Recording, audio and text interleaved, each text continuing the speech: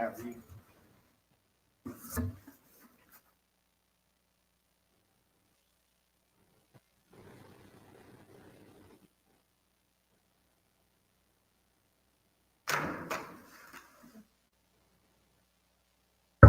we're going to call this meeting to order.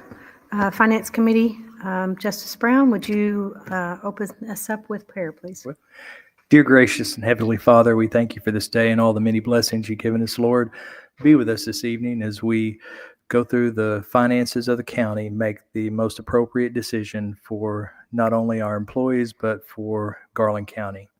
Thank you. In Jesus' name, amen. Amen. Stand for the pledge.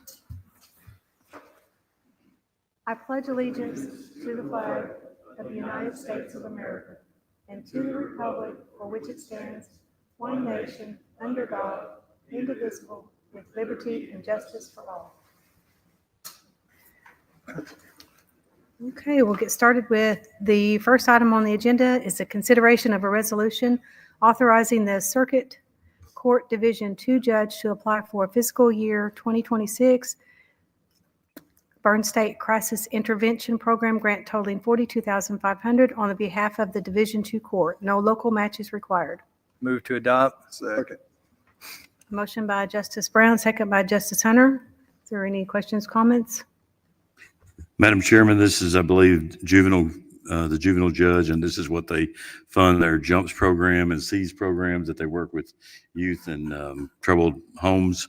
They actually use a room here to do the work, and it's actually worked pretty good for them. So we hope they can get that and continue to provide those programs. Okay, thank you, Judge. Do we have any questions? All in favor? Aye. Any opposed? Okay, motion passes. Second item on the agenda is a consideration of an ordinance to amend the ordinance 022-02431 that obligated the remaining American Rescue Plan Act ARP funds on the books of the county and to declare an emergency. Move to adopt. Second. Motion by Justice Ed, second by Justice Brown. Anybody have any questions?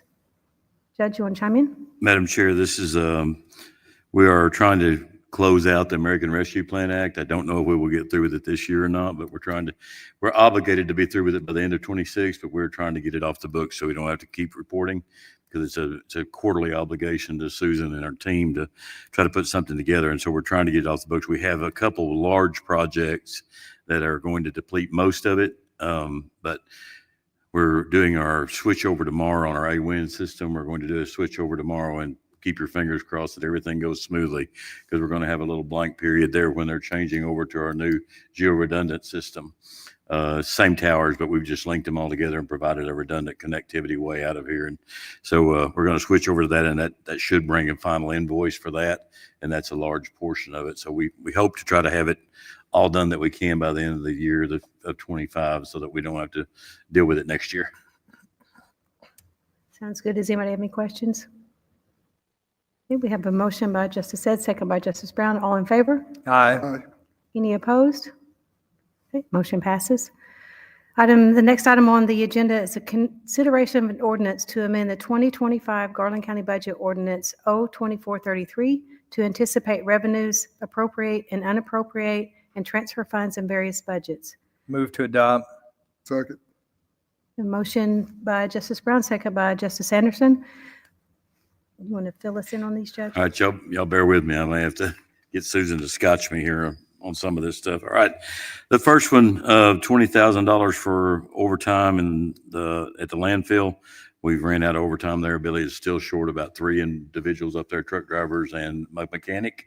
And it's the amount of waste coming through the landfill is still setting records every day. So we ran out of overtime money, so we need to put that in there to finish out this year.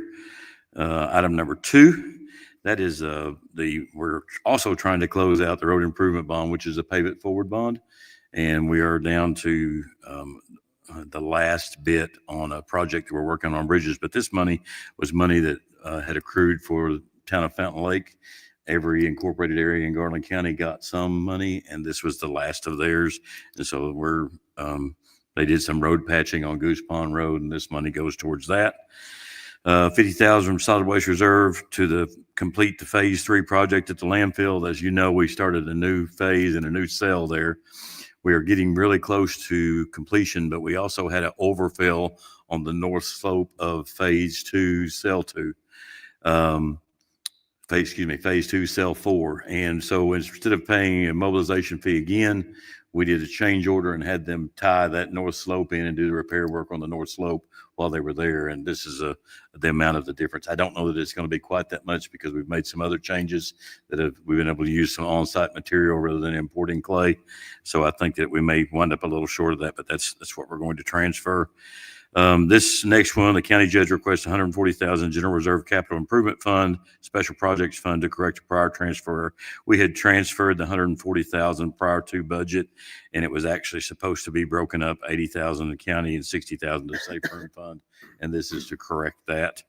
The county judge appropriated $308,000 for generators purchased in the main courthouse. If you'll remember, we bought one for this courthouse, and this year we also bought one for the district court building and juvenile court, and they're doing the test fire on it tomorrow. They've got everything installed. They're doing the test fire and to make sure that the automated switches work. And we have been our group, Horn Incorporated, has told us that we can use this ARPA money to pay that. So we're reimbursing the general fund that we spent that money on from the ARPA funding, since we have to spend it anyway. And so we're moving that forward to pay for our share of district court and juvenile and the entire county courthouse building over here. County judge requests to appropriate $350,000 in employee insurance fund. The employee insurance fund is what we pay our claims out of. And we appropriated the same amount this year as we did last year, but the first year that we were self-insured, there's a couple of months there you have what they call a run out. The fully insured covered a couple months, most of the claims during that period. So it was it's going to wind up a little bit short this year. We also had about 115,000 in 24 claims that were carried over for us into 25 due to some bad reporting. Now let's talk about that for a minute. This coming year in 26, we have changed our pharmacy benefits manager, and we have also changed our broker. With our new broker comes a consultant, and they're also going to help us design our plan. We've made a few changes already, and we are trying to stay ahead of the curve. I've seen some really scary numbers coming in, and Jeremy, I know you probably have too, some 30 to 40% increases in some health plans. I even saw Craighead County suffered a 27% increase in a self-funded. We have been blessed that we are going to have about a 12% reduction in our stop loss, but the claims are the claims. But what we're trying to do is the biggest portion of our health insurance claims are paid to pharmaceuticals. It's not that the people are sick, but they're just a lot of pharmacy. And so with our new consultant that we have, then she's going to try to hone that down and work into providing what a patient needs, but not providing something that is just for aesthetics. So we look to get that done. We've made a change. We've continued to massage our health side of it. We've adjusted our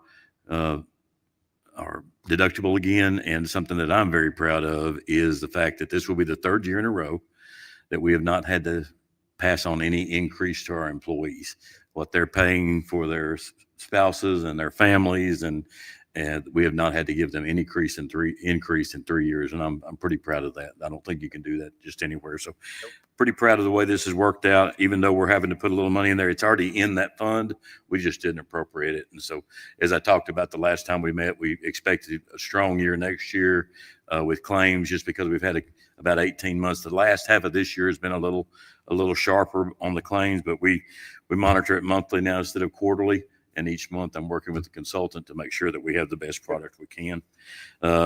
Next one is prosecuting attorney requests appropriate and transfer $44,768.10 to pay back to Washita Memorial Hospital Cell Fund, and the overtime line item that was in the negative $1.55. So this is more of the fallout from the VOCA grants being taken away.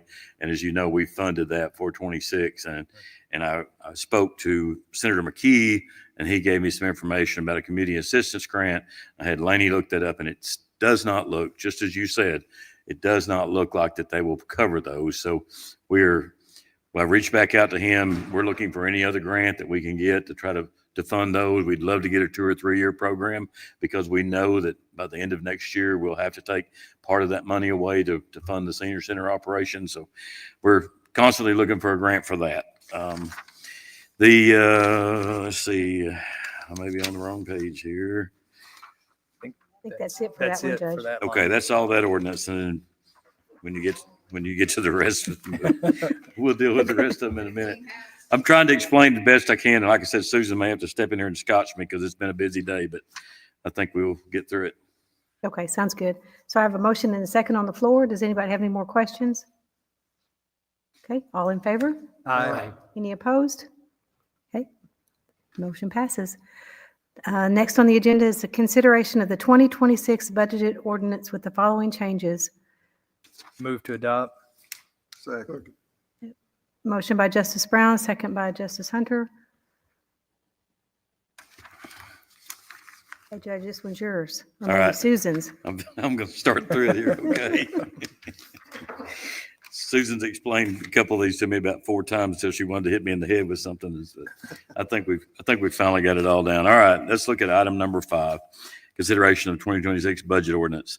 The numbers that are in here, that's the tax collector's budget.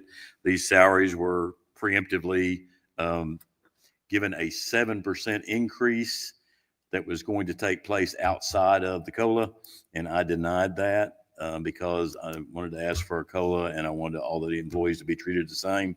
And so the money was in the budget, it was appropriated, but it was pulled back at my request, and so this is where we're pulling those back to add the COLA to them. They'll still get the COLA, but not the 7% prior to that. So, Gotcha. Employee insurance fund, as you see, we've increased the income from 30 to 40,000, increased the insurance premium 3.6 to 3.65. And if you'll remember, in budget this year, we added 200 to each employee to try to transfer more money. It's not costing the employee, but we're transferring that money over into that fund out of their department that they work for. And we're increasing the health insurance matching from 4.5 to 5 million.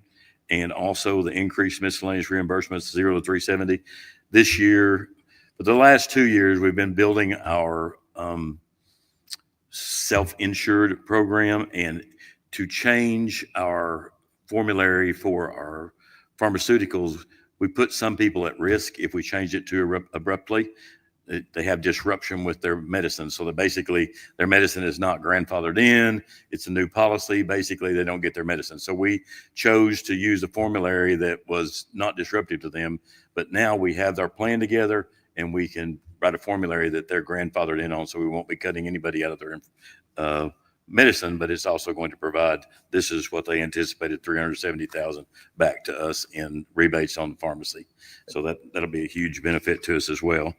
Road and Bridge Fund, this is simply, we didn't spend this money. We anticipated having it spent. And let me just say about all of these, Susan does her very best. Her and her team do their very best to anticipate what we're going to do. And she has to have a crystal ball, a weather vane, a weather rock, and about 10 people telling her, well, I think I'm going to do that, but I don't know for sure. And then suppliers all over the world saying, you know, I think it's going to be there, but it's not. So she does her very best to anticipate this.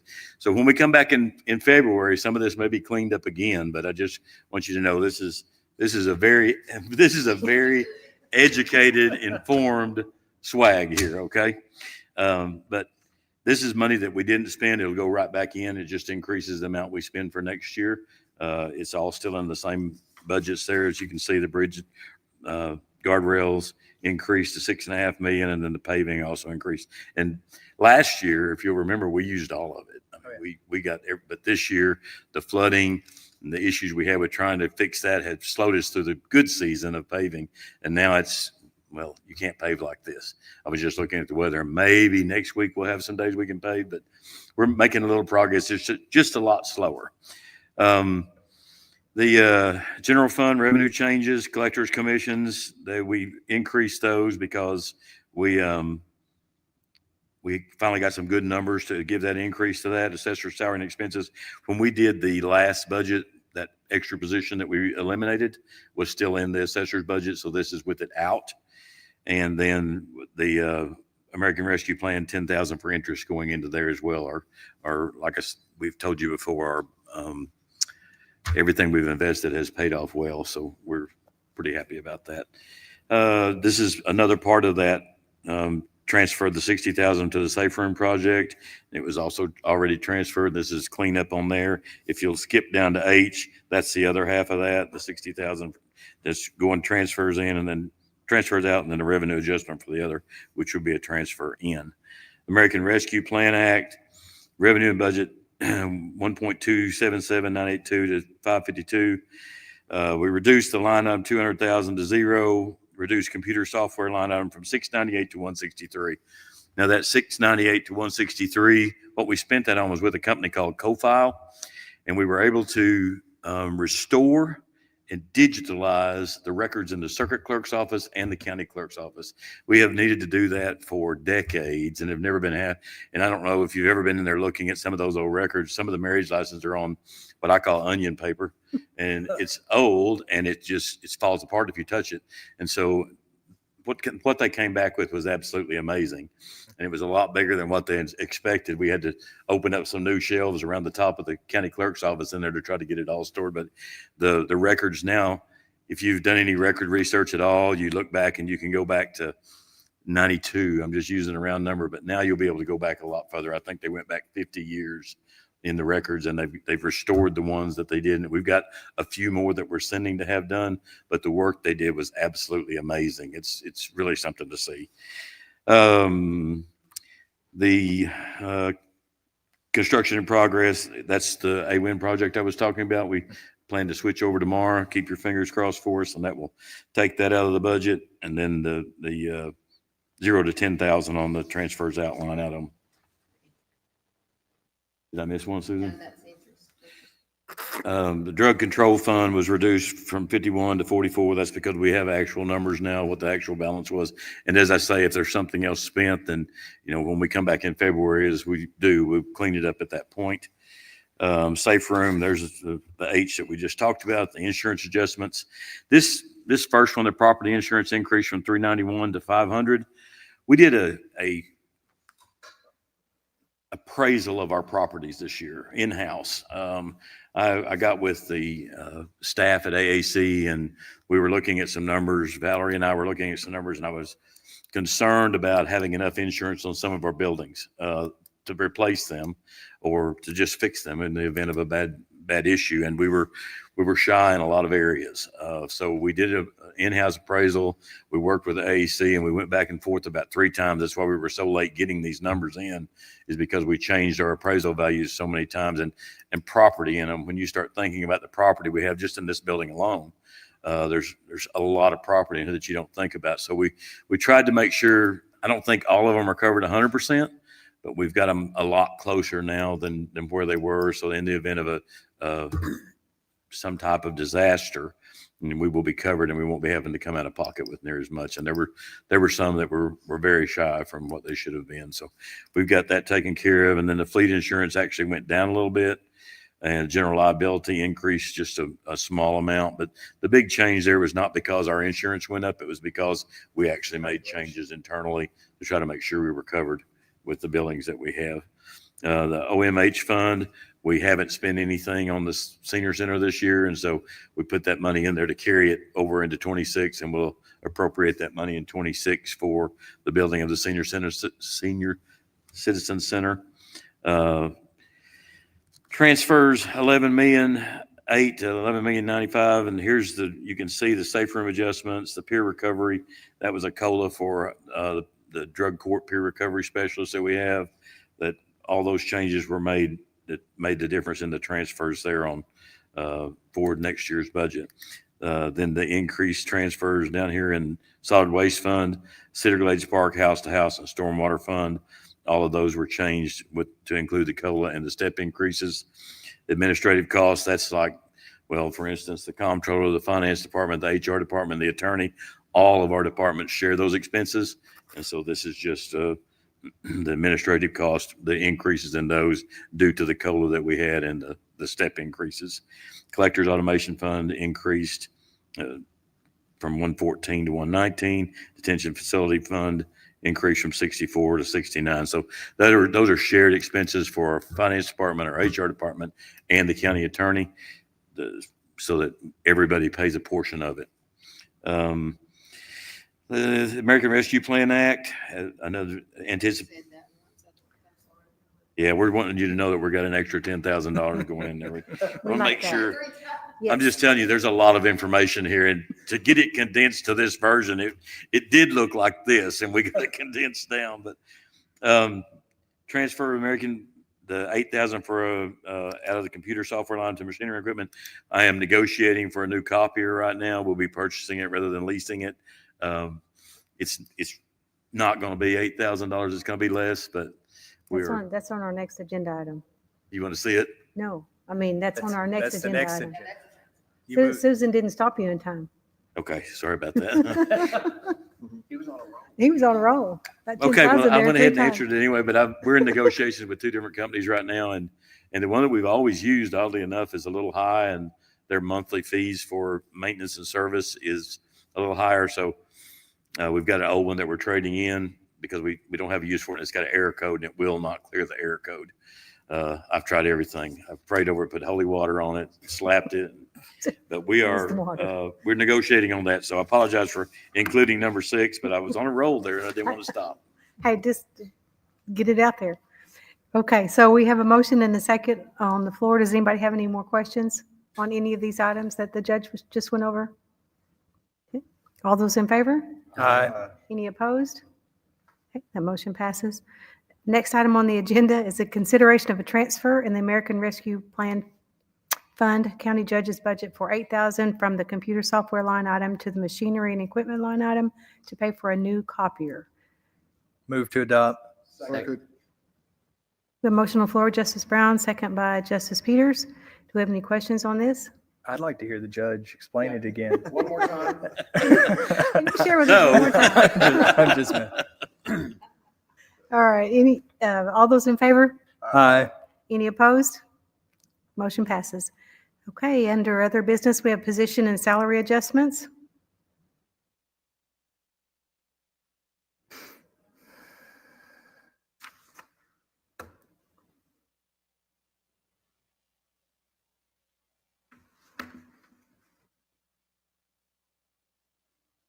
Move to acknowledge. Second. Motion by Justice Brown, second by Justice Peters. Do you have any comments on that? Any questions? All in favor? Aye. Any opposed? Motion passes. Next will be our overtime report, which is up just a little bit. Move to acknowledge. Second. Motion by Justice Brown, second by Justice Hunter. Madam Chairman, if you look on, the reason it's up a little bit is, of course, solid waste, and then the tax collector. It was tax bills due, and so they always stay late, work all weekend and everything they can to try to accommodate the public to get those in. Okay, got the motion on the floor in a second. All those in favor? Aye. Any opposed? Moving on to update on the sales tax collections in the general fund and solid waste fund. Sales tax collections are up just a wee bit, even though we're still sharing with Diamond Head. So that's a real good sign that we're all enjoying a better fall than we had spring. So I'm pretty excited about the chances for 2026 as far as growth. Second. Motion by Justice Peters, second by Justice Brown. Does anybody have any questions? Okay, all in favor? Aye. Any opposed? Motion passes. Next, we'll look at the Oaklawn Revenue Report. It's up a little bit as well. We're seeing good growth there too.